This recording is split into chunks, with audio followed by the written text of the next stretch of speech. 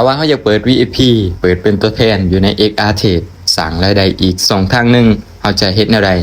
เบิ่งคลิปนี้ให้จบเนาะถ้าว่าใครมีเวลาอยากสั่งรายได้นอกเหนือจากการเทรดอีก2ทางนึงก็เบิ่งคลิปนี้เดี๋ยวจะสอนเปิด VIP อยู่ใน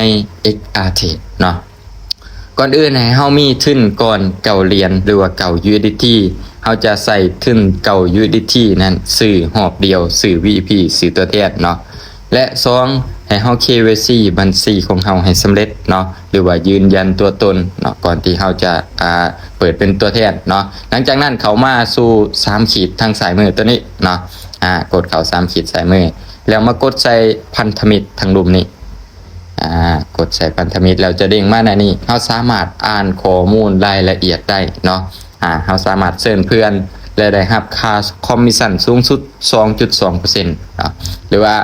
อ่านแล้วเฮาก็กดใส่บนสมัครเก่าเรียนนี่เลยแล้วจะเด้งมาในนี้เฮาก็สามารถอ่านรายละเอียดได้เนาะอ่านรายละเอียดอยู่ใน2ต้นนี้ได้เนาะหลังจากที่เฮาอ่านแล้วเนาะอ่านเข้าใจทั้งเบิดแล้วให้เฮากดไม้ติ๊กบนสัญยืนยันและยอมรับ2อันนี้เลยเนาะกดไม้ติ๊กแล้วมาใส่รหัสธุรกรรมอยู่ใน2ตัวนี้เนาะกดรหัสผ่านธุรกรรมของเฮาใส่หั่นเนาะหลังจากที่กดใส่แล้วก็ยืนยันเนาะกดยืนยันเท่านี้ถือว่าสำเร็จเลยสำหรับการซื้อ VIP เนาะหลังจากนี้เฮาจะไปเบิ่งเนาะกดเข้า3ขีดบนเก้าเนาะแล้วก็มาพันธมิตรบนเก้านี่เฮาจะมาเบิ่งหน้าต่าง VIP ของเฮาจะได้มาหน้าต่างแบบนี้มีเลเวล1ให้เนาะเฮาก็สามารถเข้าอ่านรายละเอียดได้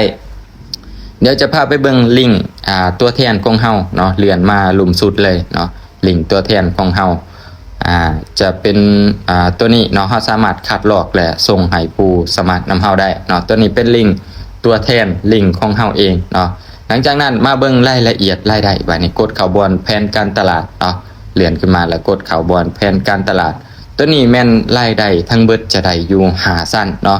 เพิ่นจะเอิ้นว่าเป็น G1 G2 G3 เนาะรวมกันทั้งเบิดนี้จะได้อยู่ 2.2 เนาะ G1 จะได้อยู่ 1.2G1 ผู้ที่สมัครผ่านเฮาโดยตรงเขาจะเอิ้นว่า G1 เนาะและสมัครต่อ G1 ของเฮาจะเป็น G2 เนาะถือว่าสร้างรายได้ฮอด5สั้นเลยเนาะสร้างรายได้ฮอด5สั้นและค่าคอมมิชชั่นเนาะค่าคอมมิชชั่นรวมทั้งเบิดทั้ง5สั้นนี้ได้สูงสุดถึง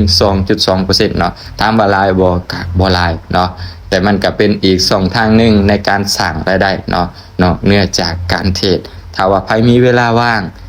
สนใจอยากลงทุนทางด้าน VIP นอกเหนือจากการเทรดก็สามารถศึกษาให้ละเอียดได้เนาะแต่ย้ำว่าต้องศึกษาให้เข้าใจก่อนเนาะถ้าว่าบ่ศึกษาให้เข้าใจเฮาซื้อมาแล้วทุนเก่าเรียนของเฮานั้นจะเสียไปละล่ะถ้าว่าเฮาซื้อมาแล้วบ่สร้างผลประโยชน์หยังเนาะต้องศึกษาให้เข้าใจก่อน